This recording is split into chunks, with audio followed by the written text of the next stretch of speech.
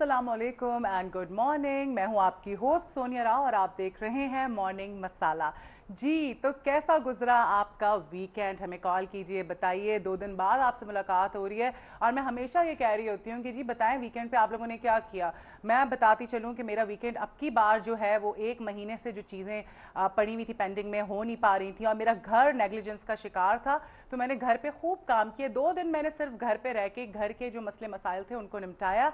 और आप लोग हमें कॉल कर सकते हैं। आपको हमारे प्रोग्राम के नंबर में बताती चलूँ, हमारा नंबर है 0423591730। जी हाँ, आप हमें कॉल कर सकते हैं। ये नंबर इस वक्त स्क्रीन पर भी डिस्प्ले है। उसके अलावा आप हमें ईमेल भी कर सकते हैं। ईमेल करने के लिए हमारा ईमेल एड्रेस है mm@news1tv.tv।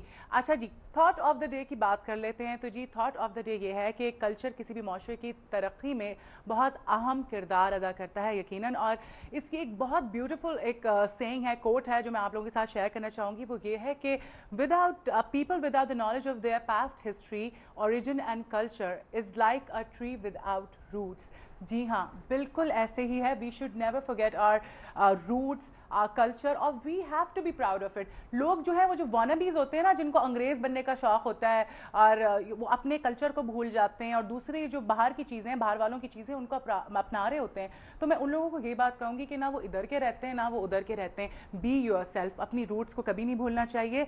और यकीनन एक माशरा, एक मुल्क उसी वक्त तरक्की कर सकता है और कामयाब हो सकता है जब वो अपने कल्चर को ना भूले। और पाकिस्तान में हमें ना सिर्फ अपने कल्चर को ज़िंदा रखना है बल्कि आने वाली नस्लों तक इसे मुंतकिल भी करना है। ये थी थॉट ऑफ द डे। और अब आपको लिए चलते हैं हमारे पहले सेगमेंट न्यूज़ एंड व्यूज़ की जानिब।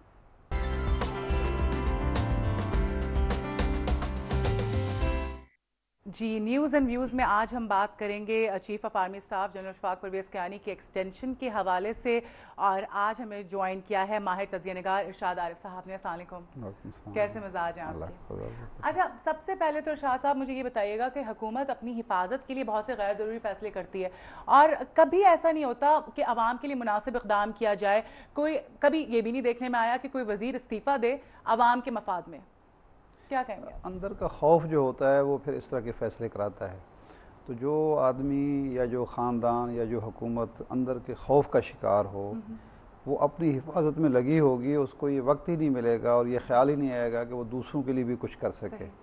ये जो वज़रा के इस्तीफ़े देने की बात है, ये अखलाकी जुर्रत का मामला होता है। जिस इंसान में जितनी अखलाकी सतह बुलंद होगी, वो छोटी से छोटी गलती को भी एडमिट करेगा और फिर उसकी ज़िम्मेदारी कबूल करते हुए कोई ना कोई अपने आप को एक सज़ा देगा। वो बेसिकली बताना ये चाहता है कि मुझ में ये अखलाकी जुर्रत है कि मैं गलती को तस्लीम भी करता हूँ और फिर मैं सिर्फ दूसरों को सज़ा नहीं देता। अगर मेरे पास इख्तियार है, मैं वज़ीर हूँ, मैं सेक्रेटरी हूँ या किसी भी महकमे का सरबराह हूँ, तो मेरे पास इख्तियार दूसरों को सज़ा देने का है, लेकिन मुझ में ये अखलाकी ज़रूरत है कि मैं अपने आप को भी सज़ा दे सकता हूँ, मैं मिसाल कायम कर सकता हूँ। लेकिन हमारे यहाँ चूँकि इसका फुकदान है, लोग सेल्फिश हैं, लोग अपने मफाद को देखते हैं, अपने बारे में सोचते हैं, तो उसकी वजह से फिर ऐसी नौबत नहीं आती। बिल्कुल ठीक। आज क्योंकि हमने अशफाक परवेज़ कियानी साहब के जो एक्सटेंशन के हवाले से बात करनी है, तो मैं चाहूँगी कि मैं व्यूअर्स के साथ जो है उनका जो पास्ट रिकॉर्ड है, उसके अलावा जो उनका प्रोफाइल है वो शेयर करती जाऊँ। तो जी जनरल अशफाक परवेज़ कियानी साहब जो हैं वो पाक आर्मी के 14वें चीफ ऑफ आर्मी स्टाफ हैं और जनरल अशफाक परवेज़ कियानी पाकिस्तान आर्मी के वो वाहिद जर्नैल हैं जिन्होंने DGISI, DG मिलिट्री ऑपरेशंस और चीफ ऑफ आर्मी के ओहदों पर काम किया है।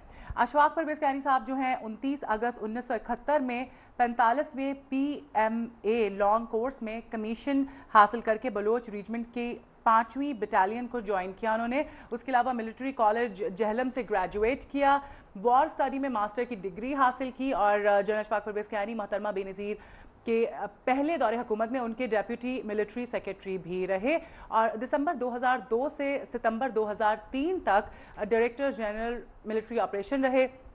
उसके अलावा सितंबर 2003 में उनको लेफ्टिनेंट जनरल के ओहदे पर तरक्की दे दी गई और रावलपिंडी के मशहूर 10वें कोर कमांडर बना दिया गया उनको। और उसके अलावा अक्टूबर 2004 में उनको DGISI बना दिया गया। बेनज़ीर की साबिक सदर पाकिस्तान परवेज़ मुशर्रफ के साथ जो पावर शेयरिंग थी उसमें भी जनरल कियानी जो है पेश थे। काफ़ी अहम किरदार उन्होंने इसमें भी अदा किया था। उसके अलावा अक्टूबर 2007 में जनरल कियानी को फुल जर्नैल के ओहदे पर तरक्की देकर vice chief of army staff बना दिया गया और 29 नवंबर 2007 में जनरल कियानी परवेज़ मुशर्रफ की रिटायरमेंट के बाद चीफ ऑफ आर्मी स्टाफ बने।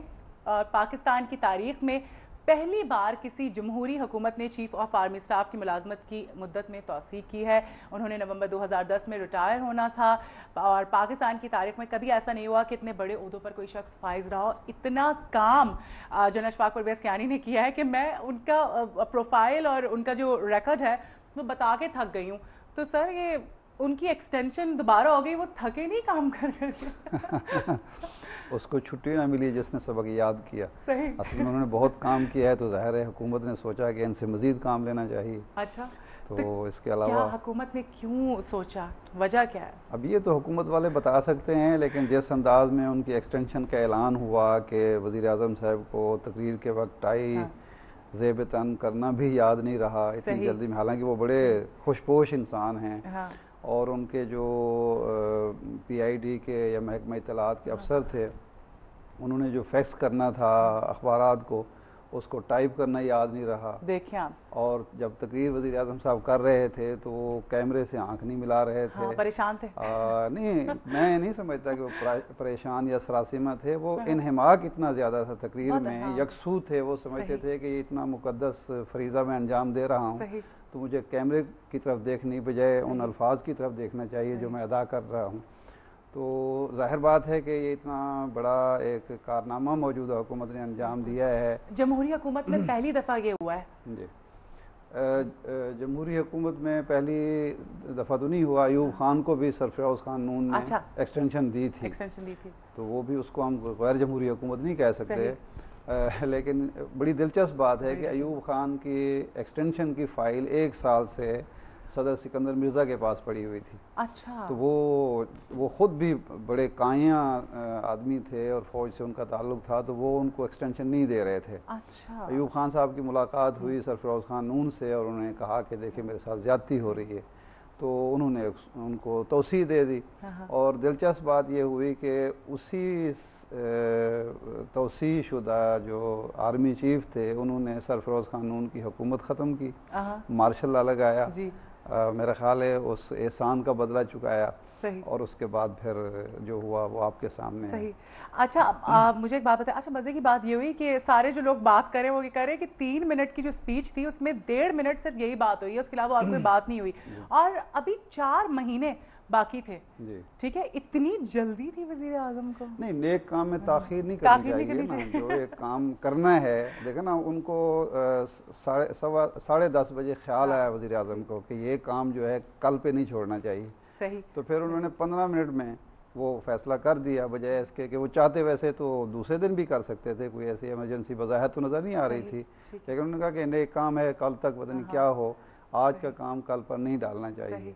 तो 4 महीने तक बैठे रहे, इंतजार करते अभी जल्दी तो फैसला, अच्छी बात नहीं है। अच्छा, बड़ी तब्दीलियां नज़र आ रही हैं। अच्छा, उसके बाद वज़ीर आज़म साहब जो है वो कहते हैं कि जी मिलजुल कर काम करना चाहिए और इत्तेहाद होना चाहिए, और ये फैसला जब होने जा रहा था तो नवाज शरीफ को उनकी कॉल जो गई वो 2 घंटे पहले गई, और उनका ये कहना है कि भाई 2 घंटे पहले तो फैसला सुनाया जाता है, मुशावरत तो नहीं की जाती। इस पर आप क्या तबसरा करेंगे? देखिए, ये काम कोई मुशावरत वाला था नहीं। अगर तो फैसला वज़ीर आज़म साहब ने खुद करना होता या हुकूमत ने करना होता तो उस पर मुशावरत भी ज़रूरी थी। बिल्कुल। लेकिन अगर फैसला कहीं और हुआ है, मैं यानी बहैसियत मजमूई ये दुरुस्त फ़ैसला है। मैं समझता हूँ जनरल अशफाक परवेज़ कियानी ने पिछले 2.5 साल में जमहूरियत को मजबूत किया है, अपने आप को एक जमहूरियत पसंद मुहब्बे वतन आर्मी चीफ साबित किया है। देखिए, एक तो पहली बात जो सियासतदानों के सोचने की है कि फ़ौज पर हम बहुत ज़्यादा क्रिटिसिज्म करते हैं, ख़ास तौर पर सियासी जर्नलों पर कि जो सियासत में मुदाखलत करते हैं, लेकिन ये हकीकत है वाहिद इदारा है फ़ौज का जहाँ एक सूबेदार का बेटा आर्मी चीफ बन सकता है। देखिए आप, ये तौफीक सियासतदानों को आज तक नहीं हुई कि वो अपनी सियासी जमातों को इतना मजबूत बनाएं कि वहाँ कोई आम कारकुन, एक काउंसलर का बेटा जो है वो भी वज़ीर आज़म बन सके या वो पार्टी ओहदे पर बराजमा हो सके। यहाँ ख़ानदानी और मौरूसी सियासत चल रही है, एक ख़ानदान है, उसके बाद बेटा है या बेटी है, उसके बाद दामाद है।